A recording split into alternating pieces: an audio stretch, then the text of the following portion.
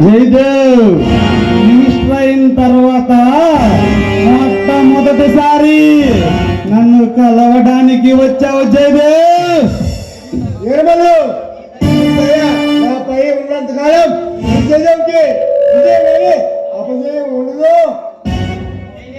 జయదేవ్ రాబోయే CM cabinet election లో నీకు సీఎం సీటు ఇవ్వమని చెప్పి ఆ హైకమాండ్ డిమాండ్ చేసి వచ్చాను. ఎలాగైనా సరే నా ఓటులు గుద్ది దొంగ ఓటులు గుద్దైనా సరే నిన్ను సీఎం అని చేసుకుంటా జయదేవ్. నువ్వు తలుచుకుంటే దాని అంటూ జరగదు. ఆ ఉదయం కూడా నీ ముందు తలవంత తప్పదు. ఈ రాష్ట్ర రాజకీయాన్ని ఒంటి చేస్తూ తెలుసు కదా, సత్తాన్ని చేస్తూ ఉంది. కానీ నిర్మలు నీ దయ నేను ఎప్పుడు మర్చిపోలేను, నీ రుణం ఎప్పుడు తీర్చుకోలేను. జయదేవ్ మన మధ్య ఈ రుణాల భేదాలు ఏమిటి జయదేవ్? సీఎం సీటు నీకు ఇచ్చిన మరుక్షణమే హైకమాండ్కి 1000 కోట్లు ఇస్తానని మాట ఇచ్చి వచ్చా. నిన్ను గెలిపిస్తానని శపథం చేసి వచ్చా జయదేవ్. మనం అనుకున్నట్టు జరగడానికి మనం ప్రాణంతో బతుకుండాలి కదా. ఏం మాట్లాడుతున్నా ఇన్నాళ్ళు సక్రమంగా సాగుతున్న అక్రమ వ్యాపారాన్ని అడ్డుకోవడానికి అసమపుత్రులు సభలకు దిగారు.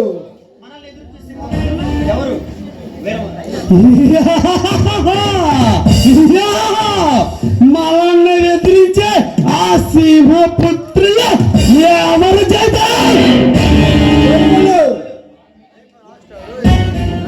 ఎరుమలు ఓ పక్క కొండవీటి సింహం మన గుండెల్లో పిల్లగుండ్లు ప్రేమిస్తున్నాడు, మన పక్క ఐజేవాడు మనం వలస చేస్తాడని సాయం చేస్తాడు. అంతేకాదు ఎరుమలు మనం ఎప్పుడో పంపిన ఆ ఫారెస్ట్ ఆఫీసర్ గారి కేసుని, ఆ రంజిత్ కుమార్ గారి కేసుని తొమ్మి అందరూ సాక్ష్యాలు సేకరించి అశోక్ గారు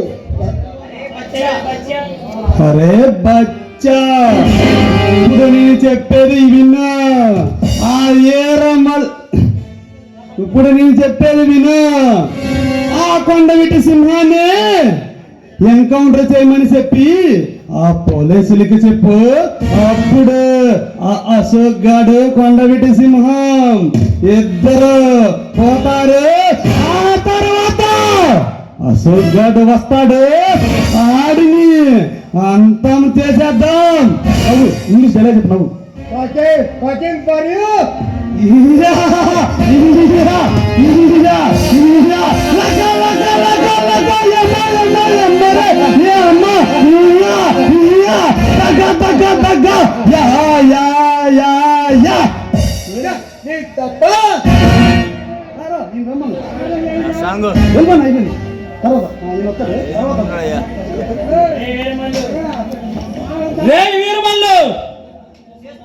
చేస్తున్న పాపాలు చాలక మా ప్రాణాలపై ఎత్తులు వేస్తున్నావా?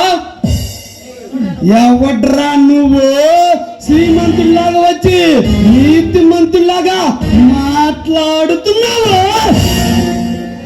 రే వీరమల్లు, అవినీతి అక్రమాలతో అడవి సంపదను దోచుకుని తింటున్నే అమాయకులైన ఈ పేద ప్రజలను, నీ దారికి అడ్డొచ్చిన వాళ్ళను బలి తీసుకుంటున్న నీలాంటి నరరూప రాక్షసుల్ని వేటాడటానికి వచ్చిన ఎదురులేని సింహాన్ని crime branch special ACP Ashok.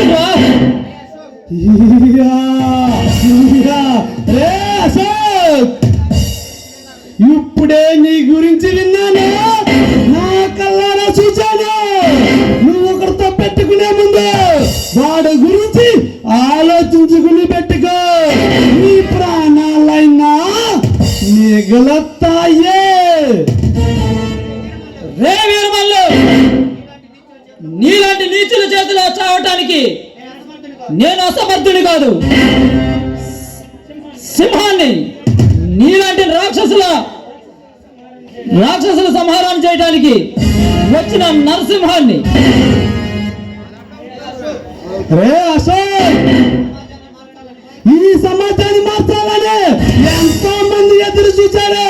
ఈ సింహానివైనా నరసింహానివైనా రుద్ర సింహానివైనా సరే నిన్ను నరికి నా పెంపుడు పులులకి ఆహారంగా వేస్తాను.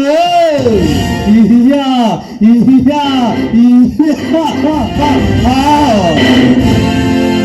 రే వీరమల్లు, ఈ అంగాన్ని నాశనం చేయాలని చూస్తున్నా నీలాంటి నరరూప రాక్షసుల్ని పాతాళానికి తొక్కడానికి వచ్చిన ఈ ఆంధ్ర సింహాన్ని రా. ఏ అశోక్, నన్ను ఢీ కొట్టాలంటే నా చరిత్ర తెలుసుకుని నాతో ఢీక్కొని, లేకపోతే డైరెక్టర్ గా వల్ల కాటికే పోతావు. రే వీరమల్లు, నీ చరిత్ర తెలుసుకోవడానికి నువ్వేమన్నా స్వతంత్రంలో పోరాడావా, లేక ఉప్పు చిత్తగ్రహణంలో పాల్గొన్నావా? అడవి సంపదను దోచుకునే కుటుంబగానివి నువ్వు.